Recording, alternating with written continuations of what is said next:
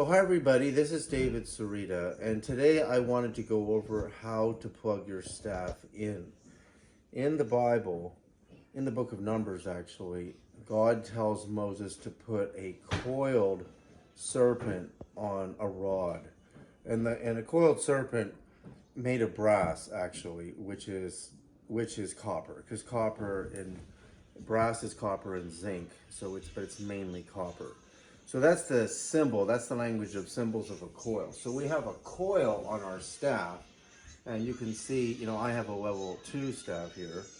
And what happens is the bottom of the staff, you'll see a pin that sticks out or a wire that sticks out, and that's where we connect. So we take our frequency generator here, and a lot of people have different models, but they all work under the same principle. And basically you plug in, I'm working on channel 1, so I plug in with this wire, plugs in, I turn it on, and then you see this red wire here, the red alligator clip, which is positive. You don't use black for emitting, use black for receiving. And then we're gonna plug in the bottom wire. And as soon as I plug that in, the staff is actually transmitting. But I want to set my frequencies here. And so what I do, today I'm going to do the second level Holy of Holies, which is 9.1919678 and I move the arrow to here, 911 megahertz actually. So if I take the speed of light in inches divided by the wavelength of the Holy of Holies in Solomon's Temple, it's 9.111 megahertz. And then there's more numbers, but I don't have them with me. And then I switch to amplitude and I match it. So if I've got 9.1, I'm going to do 19 volts as my amplitude. And I select sine wave, which is a curve. It's basically a circular functioning wave. You can do sine, square, or triangle. And those are pretty much all we work with our staff. So now that my staff is plugged in, I can turn on my TF2 tri-field meter to radio frequency mode, and we can already see we got big numbers coming off the staff, right? So you see that coming off the staff. So that means my staff is transmitting. But what's even more amazing is if I place this meter here, you can see at that distance, you see, now watch what happens when I bring my hand in, you see? You see I bring my hand in and the meter goes up, right? Can you see that? Yeah. See I bring my hand in, which means now that I'm holding over here, when filming over here, because my hand is connected here, my whole body is now vibrating at 9.11 megahertz. So we can see again over here, my meter is really low, but then when I bring my hand in, you see,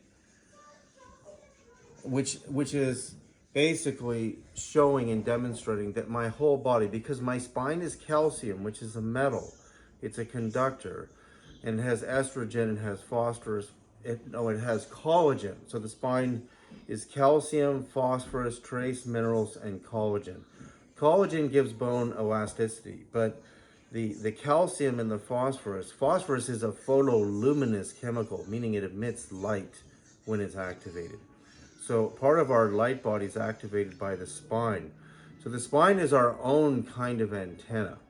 So what happens is when you train with your staff, you actually stand up.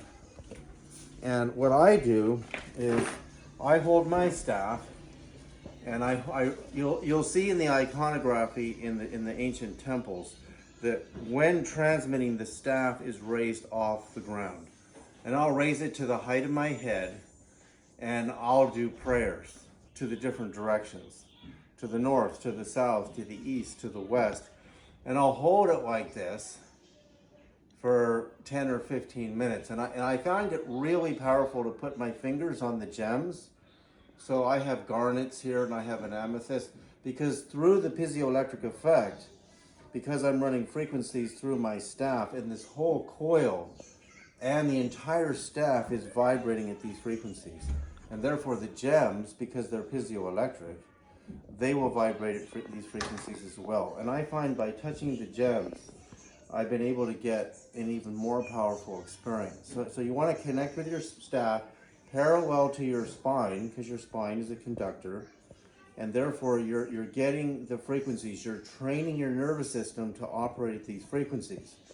And we have a level 1 and a level 2 and a level 3 frequency training. And eventually you can move on to doing the highest octaves of different stars in the different constellations. So we start with pyramid and temple training, and then level 2 training is our master numbers. These are very, very profound numbers from the most sacred temples and inner sanctums of spiritual centers in the world.